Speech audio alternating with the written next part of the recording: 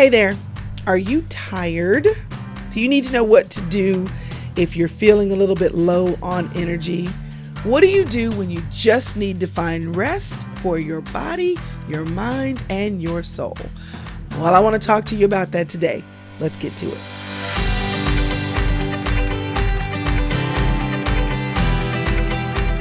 Hi there, my name is Crystal Evans Hurst, and I'm so glad that you joined me here. If this is your first time, you need to know that I release a video, let's say most Sunday nights. It is a video that I share with you from a video that was first done in the Inner Circle. That is a membership for women who want more from me, more from my friends, more intentional growth for living their lives well. We have our time together and then we edit it and put it together for you here. You're watching either on YouTube or Facebook. And if you are, make sure that you're subscribed to the YouTube channel or that you are watching me and following me on Facebook so that you can catch all of the overflow from what's happening in the Inner Circle. If you'd love to join us in there for more great content, but also a lot more fun and foolery. Today, we've already talked about makeup and skin tights and also new flooring and how you want to do design when you're not a designer, all the things. Then join us on the inside. We'd love to see you there. Now, I wanted to talk to you today about finding rest. And the reason is because we are embarking upon that time of year when many of us will not feel restful.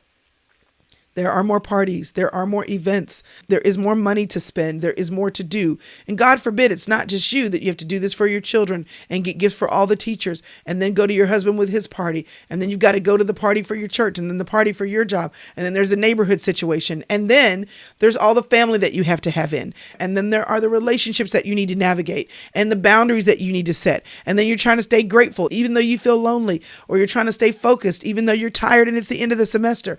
It's the time of the year, y'all, where we just run out of steam. It just is what it is. Right now on the Inner Circle in the fourth quarter of 2022, we're preparing to navigate the holidays well. Our community courses are geared around navigating the holidays well, dealing with grief, dealing with family members, dealing with keeping your brain on track. The 21 days of gratitude, because gratitude does make a difference. And then fun even for us to do. But the reality is the reason why we need that support, the reason why we need that information is because the holidays will drain you. They will. Some of us have mastered it. Many of us have not. And we go into this season. Some of us can't wait for Christmas. We want to put up our trees on October the 1st and sing the carols. And we have already gotten all of our gift and shopping done, by September the 29th. It's amazing. You are amazing. But there's some of us who, even if we are early and excited, we still have to buffet our souls for the barrage of stress, chaos, and simply more to do. And I'm currently in the middle of reading a book called The Ruthless Elimination of Hurry. It's a book by John Mark Comer, and it is reminding me of the importance of deciding what I'm going to do, deciding who I'm going to be. We were just talking about this in a sister session. Those are Inner Circle events that we do that stay on the inside. For the most part, they do anyway. And we were talking about this idea of simply needing to decide how we're going to honor our lives in the fourth quarter when there are so many things that are demanded of our lives.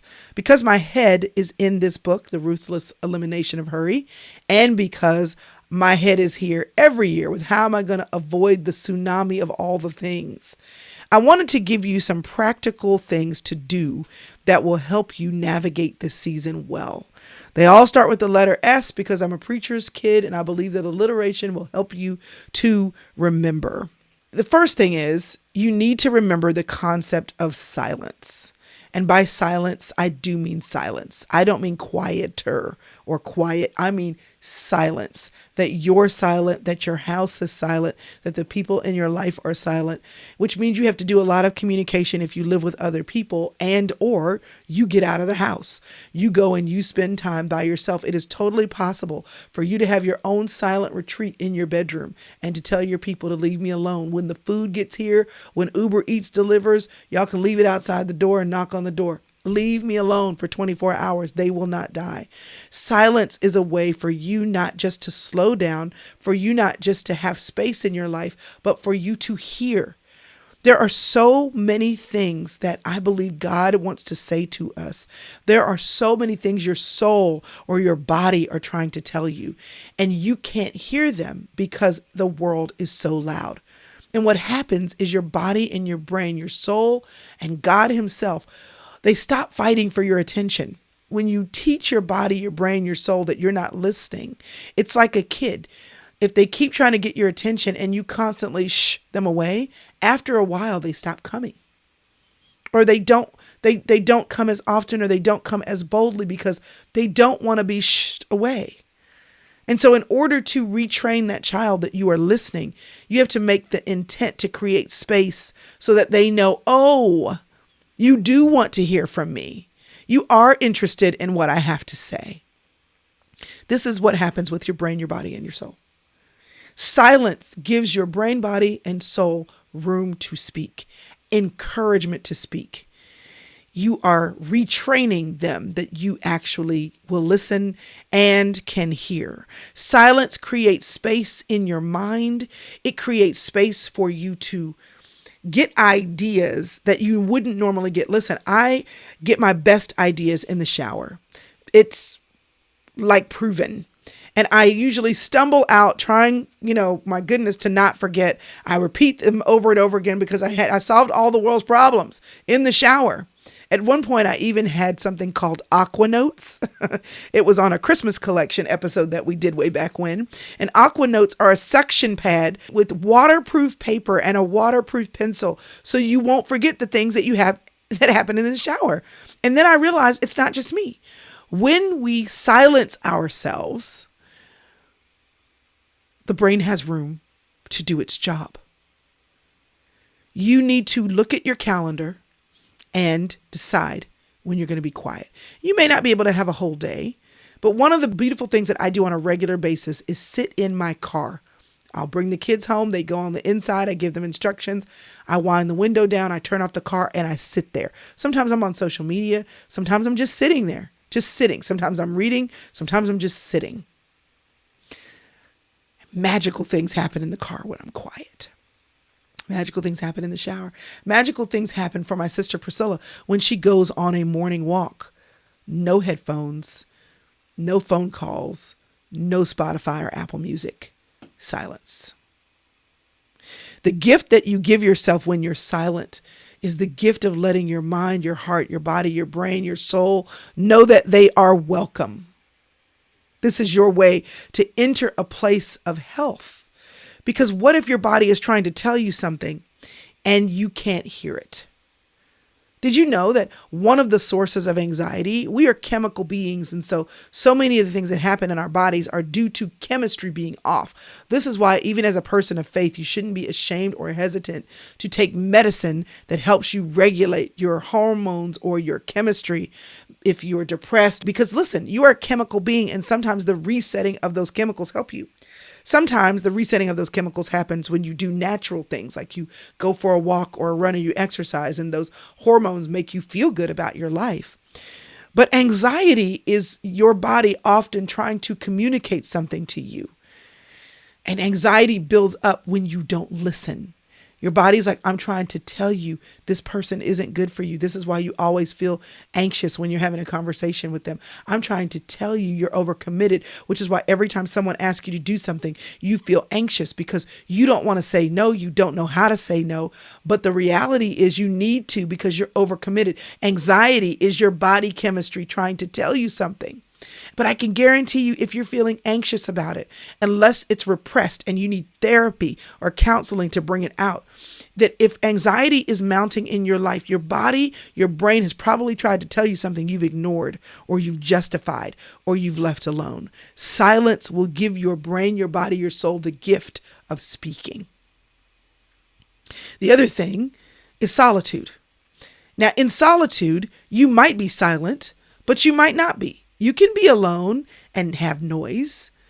Solitude, being by yourself, what that does, it silences everybody else so that you can hear yourself. So it doesn't mean silence. You can go to the movies, It means that you have the opportunity to know what you want. What do I want when no one else is in the room? What do I want when I don't have to worry about other people? How do I like it? Which way do I want to do it? Where do I want to go in the mall if I go by myself? I have a friend right now. Her name is Gail. She is event extraordinaire at our church. I saw her at the fair last week when I went with Karis and the kids. She was sitting by herself. I said, "Are you here by herself?" She said, "Every year.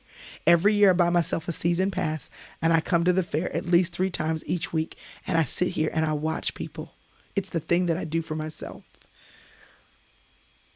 Solitude. It enables you to become good friends with you. When you don't have to worry about muzzling other people, it teaches you about you. I went to Hawaii in March of this year by myself. It was combined with a business trip. Kind of had to justify it in my head, but I did go by myself. It was the most lovely thing. To get to Hawaii, I went to Honolulu to rent a car. The place where I was going was 90 minutes away from the airport. I drove myself from the airport to the hotel and along the way stopped where I wanted to. And I didn't have to deal with someone saying, "I got to go to the bathroom." Or, "Are you stopping again? Are you taking another picture? Do you want to eat there? I don't know about that place." "Yes, I want to eat there." "You want to go into that little roadside store? It looks kind of sketchy." "Sure, I want to try it." It enabled me to be friends with me. This season, consider silence, making pockets of it available. You may not be able to take a whole day or a weekend, but certainly an evening or an early morning. Solitude. Decide what you want to do. October, November, December of this year, anytime if you're watching this video after that, what do you want to do? And just do it. Don't find a friend. Don't try to put a date on a calendar with you and your sister. Just do what you want to do. Aloneness will teach you who you are when you're free.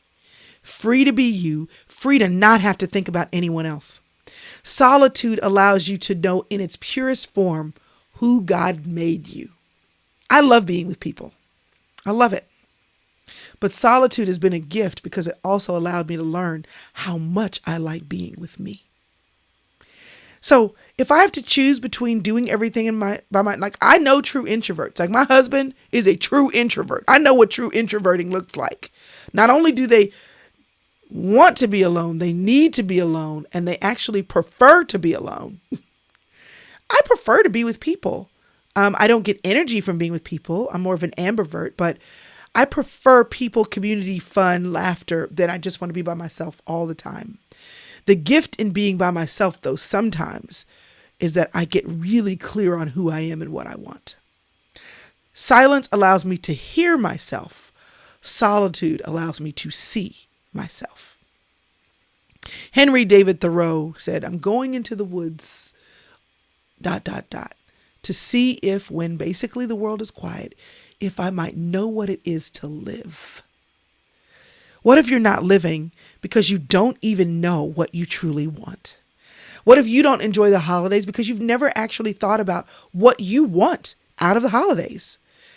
You can create time and space to be by yourself for 15 minutes, 30 minutes, an hour. It doesn't have to be a whole weekend retreat. Listen, I have friends who are doing the most. They are going to little tiny homes and renting them out for the weekend to be by themselves or to finish their books. I think it's awesome. But you don't have to do all that. You can, but you don't have to. Sit in your car. Go for a walk. Be alone. Take the long shower. Be quiet. Tell the people that you love that you're not coming.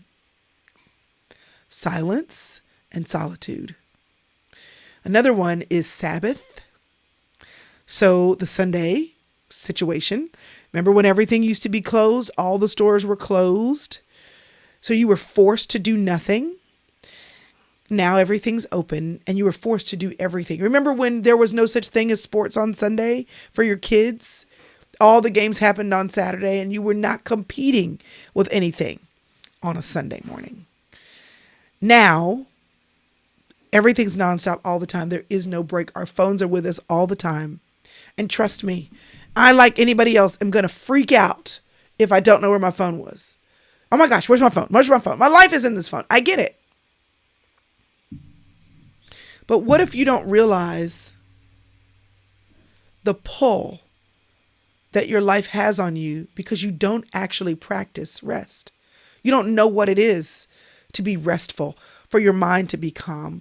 You don't know what it is to set aside time to be with your family uninterrupted. You don't know what it is to have a leisurely day to sit on your front porch or to clean out your kitchen because you have time now to make sure that all the Tupperware bowls have a lid because there's nothing else competing for your time. You don't know what it is to just sit and enjoy the presence of God and enjoying the reality that He lives in your soul because you don't make it happen. God did not give us Sabbath just for Him. He gave it to us for us. We weren't designed to run without recharging. Sabbath is your opportunity to recharge whenever you do it, whether you do it on a Saturday or a Friday or a Sunday. There's a friend that I have that every Sunday takes a nap, and I know it.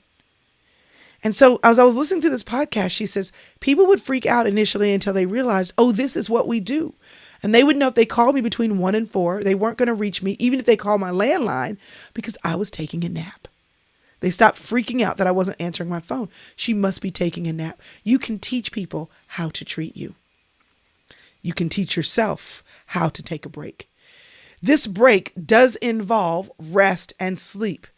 Ruth Jo Simons, a good friend of mine, she's been on the podcast, been in the inner circle, done some sister sessions, taught at events. I heard her say once, rest is worship. Because when you rest, what you're ultimately saying to your Creator is, I can cease striving because you are working when I'm not. I can do my part and trust you to do yours. I can cease striving because I know that even though I want to put forth my best effort, sometimes my best effort is simply letting you handle it. It is trusting God to handle things and offering your rest in trust to God. Priscilla, my sister, has a book on Sabbath. I've also mentioned that resource, The Ruthless Elimination of Hurry.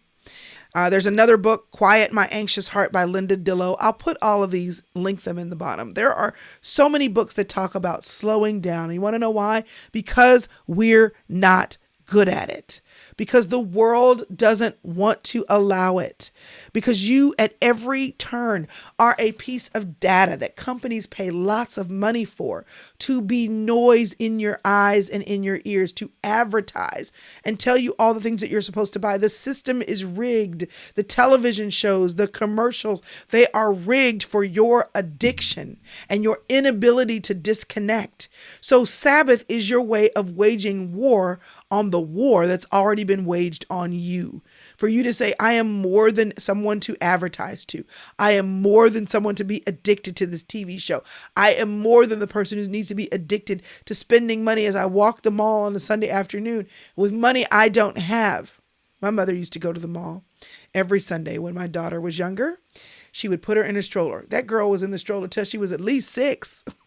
I'd be like, Mom, get her out of the stroller. And she was like, but this is the way we easily get around the mall. She wouldn't spend money. My dad would come home from his Sunday. She'd make him a ham sandwich. And then she would take Karis and they'd go to the mall. Just so she could walk around and enjoy her Sabbath afternoon while my dad took his nap. Sabbath. You put a line in the sand and you say, all the things I normally do, I'm not doing them. And you will see how addicted you are to work, how addicted you are to your phone, how addicted you are to people, how addicted you are to doing, to going, and realize how difficult it might be to be still. But when you create Sabbath, that also creates the container for you to practice solitude, if you like, and silence. Sabbath is the container for things that bring you rest. So here's the deal. You have to create space in your life for these things. And the only way that you're going to create space for rest, space for Sabbath, space for silence, space for solitude, either them separately or all together. Maybe you get your silence and your solitude and your Sabbath rest in your space that you carve out on Sunday. But the way to do it is to carve it out. You have to put it on your calendar. You have to decide, this is the rhythm that I'm going to commit to. Rest is not laziness. Rest does not say, I'm not going to do what needs to be done because I don't feel like it. Rest is a decision. It's a decision that's made in advance about what I'm going to place in my life so that life does not wear me out. You want to make sure you're stewarding your time well. You want to make sure that you're working hard when you're not resting. You want to make sure that you're honoring God with the gifts that He's given you, that you're honoring your boss at work, that you're managing your time well. There are seasons, listen, when the land would need to rest. If you're a farmer or if you know about land, there would be years when they would say, leave the land alone. It needs to rest. If you want it to be productive, you've got to give it a break. If you want to be productive in life, if you want to produce good fruit, if you want to go far, if you want to do exactly what God wants you to do, you got to have silence so you can hear Him. You have to have solitude so you understand how you want to operate in those spaces. You need Sabbath because you've got to have a reset for every week that you need in your life so that you're able to come back to the things you're called to do with renewed vigor and energy. And then you've got to create the space on your calendar to do all of these things. It's not about not working. It's not about living a leisurely lifestyle. While there's nothing wrong with that if you can pay your bills. What is wrong is when you're leisure for leisure's sake and you're agnostic to what productivity God would want you to have. The problem comes in is when you're productive for productivity's sake and you are totally unaware of what God wants you to do because you can't hear Him in all the noise of your productivity. It's about being balanced, knowing when it's time for the land to lie rest, because in order for you to produce more, you need to take a break. The whole point of all of this is so that you can hear, so that you can see, and so that you can do, that you have a clear calling and vision, and you can't get that. You can't get it when you're on the run, on the go, when the world's too noisy. Whether it's TV or if it's your kids running around the house or it's work. You have to carve out the space to hear, be still, and know. Listen, I have a dishwasher that it works just fine. My kids cannot use it. I want them to wash the dishes before they put it in the dishwasher because that way we don't have to discuss whether or not the dishwasher is broken or not. We can just simply say you washed them or not. I put them in the dishwasher because I don't want the dishes on my counter. So my dishwasher is basically an oversized dish rack. And then we let it drip dry. I do that every day until we wash the dishes in the dishwasher once a week. Why do I wash the dishes in the dishwasher once a week? Because if the standing water sits there, after a while it stinks. So I do hit the reset button on my dishwasher after I've been doing the same thing every day because I don't want it to get stagnant and start to smell. Every week you have things to do. And every week you have things that you're probably sitting on the shelf and thinking, I'll get around to that, or I'm going to do that, or I'm going to prioritize that. Once a week, you've got to just stop and run the cycle and say, is this really clean? Is this really producing what it's supposed to produce? Is what I've been doing during the week, is it accomplishing what I want it to accomplish? You have to stop and just let your life cycle so that you can take a look at your life and really identify if things are going well. If you don't hit the restart button, you'll be toxic. Toxic means you are not a good environment for things to grow. You cannot be toxic and expect to reach your highest heights. You cannot be toxic and expect to go the farthest distance. And I know toxic can mean a lot of things. It can mean trauma. It can mean narcissism. I'm talking about the toxicity that will happen in your brain, your body, and your soul when you can't hear God speak, when you can't hear and know what you want, when you are tired to the bone.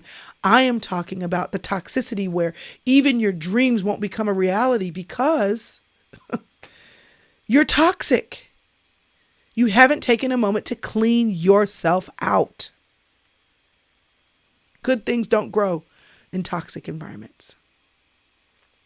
So how can you not be tired? How can you not be low on energy? How can you be more productive?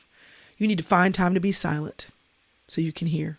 Find time to be in solitude so you can see and feel. Find time to Sabbath on a regular basis. Make it a part of your week. And then you got to create the space by putting this on the calendar. Again, I create this content inside of the inner circle, and we create the content like this, but deeper, where we have community courses and where we have journeys and content to help everyone not just hear it and be encouraged and motivated, but how do you do it? Here's the PDF. Here's the download. Here's someone else saying it a different way. Here's accountability and community. Here's a check-in circle. Here are all these things we want to do to help support you in doing what you heard, because it's not about hearing, it's about doing. This is why we have a planner coming out soon. Hopefully by the time this airs, I'll be able to show it to you.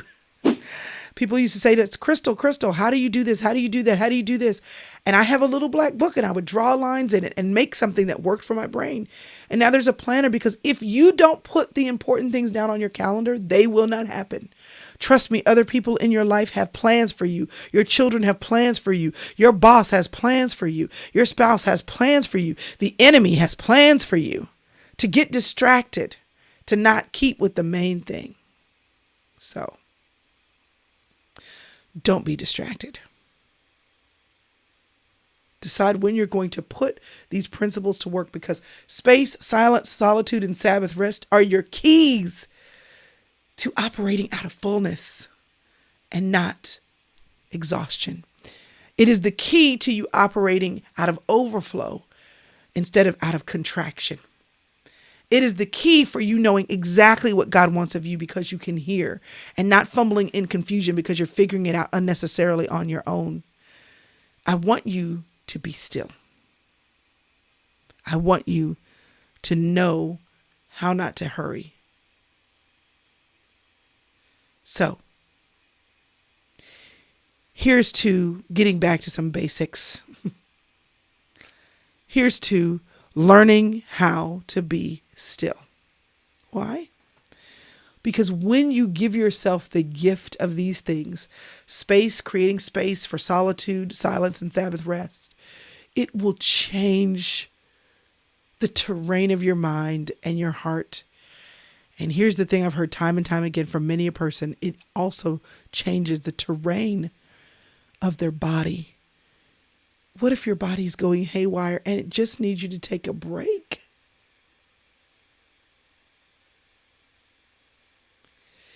You can, and I know you will.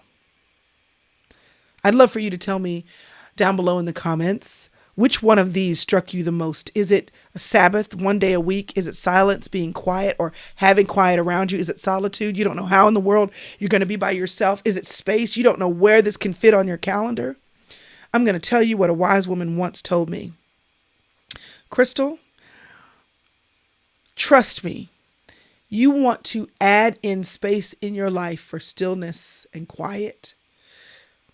Because if you don't do it, eventually your body or your brain will demand it from you. And it won't pick a good time to require you to stop.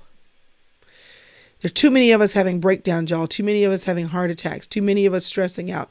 Too many of us quitting our job because we can't take anymore. Too many of us leaving our marriages simply because it got hard and we couldn't figure out who we were. Some of these things, not all, but some of these things. Some of these things are simply because you haven't been obedient. Jesus said, come with me and I will give you an easy yoke. There will be a yoke. There will be work to do. You will need to plow, but the yoke, the thing that you have to carry, will be easy, but you got to do it my way. And Jesus went away a lot.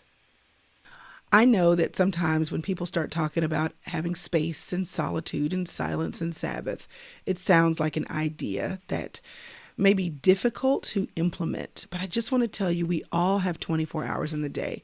So if you look at someone else's life and you think, well, I can't do that. Maybe you can, but maybe you just have to get more creative with how you do it. Within your 24 hours, you can create space, get up a little earlier, put your kids to bed earlier. Instead of having all of the noise in the car with the radio, maybe you operate in silence on your way to work or on your way to run errands. Look for ways inside of your day to create the space you need to be the best you. If there are people all over the world who can figure that out and we're all working with 24, you can too. So as you watch this video, don't allow yourself to tell you you can't make it happen. One, you're too precious not to put forth the effort. And two, it's totally possible. We're all working with the same 24. And we just have to work within our individual constraints to find a few minutes to be committed to ourselves. You only get this one life. I want you to use it well, and I want you to know what you're supposed to be doing with your time, who you are, and what God wants and requires of you. The only way to do that is if you have room to receive the information. And I'm here not only cheering for you, but believing in you that you can. Here's to 24 and using yours well. Now, there is one thing that I can do that might help you to look at your time. It's a free download, a free downloadable PDF. It's called Manage Your Minutes. It's where I've just taken a page, listed out all the time in the day so that you can look at your day and look at how you're spending your time. Your time is just like money. If you don't budget it, you'll use it. You might even squander it. So why don't you take a look at how you're spending your time and look for ways that you can substitute some of the things I've talked about today, space, silence, solitude, and Sabbath rest, into your time so you use your time well.